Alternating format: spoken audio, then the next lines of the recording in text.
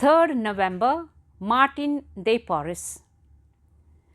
Martin de Porres was born in the city of Lima, in the Viceroyalty of Peru on December 9th, 1579, the illegitimate son of a Spanish nobleman. His mother was a freed slave from Panama of Africa.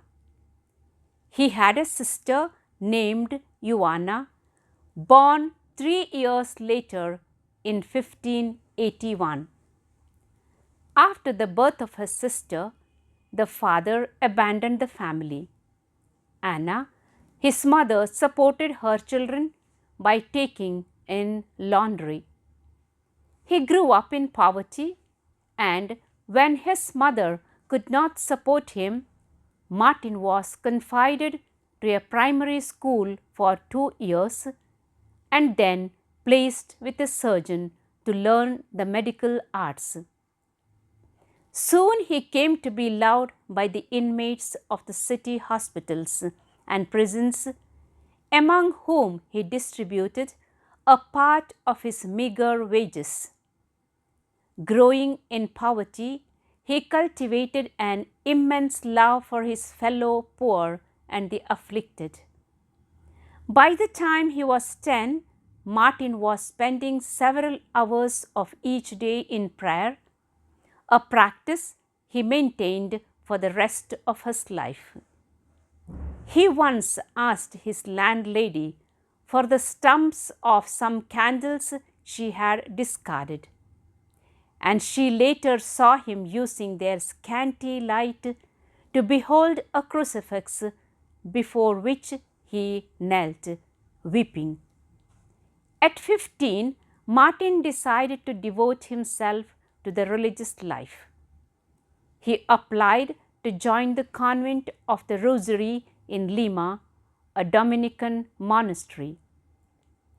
Martin was able to exercise his medical skills after being put in charge of the monastery infirmary, and he was often given the monastery's basic chores such as cleaning, cooking, and doing laundry.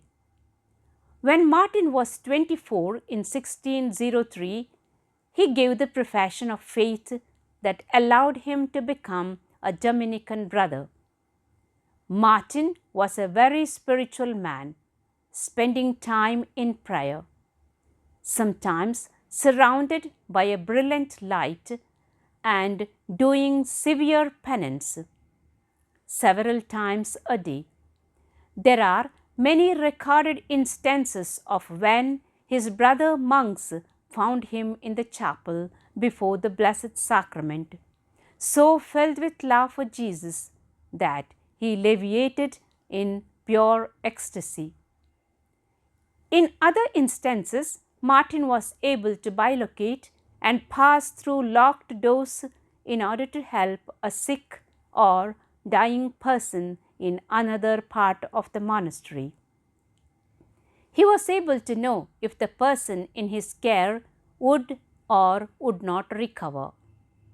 Many other stories are known of Martin's goodness, pertained to his unwavering efforts to help Lima's poor and ill, often against the wishes of his superiors at the monastery.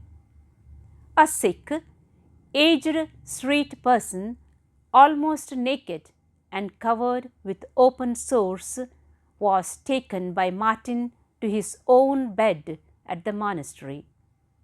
A fellow monk was horrified, but Martin responded, "Compassion, my dear brother, is preferable to cleanliness.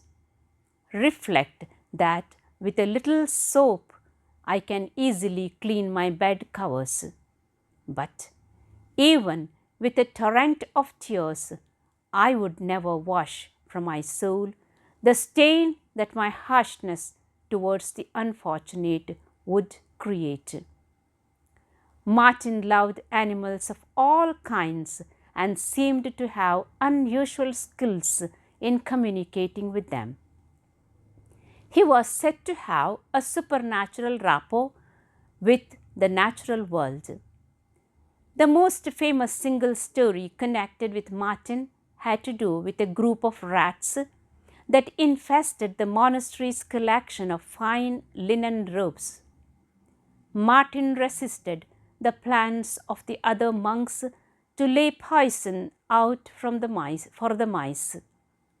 One day, he caught a mouse and said, "Little brothers, why are you and your companions doing so much harm to the things belonging to the sick? Look, I shall not kill you, but you are to assemble all your friends and lead them to the far end of the garden.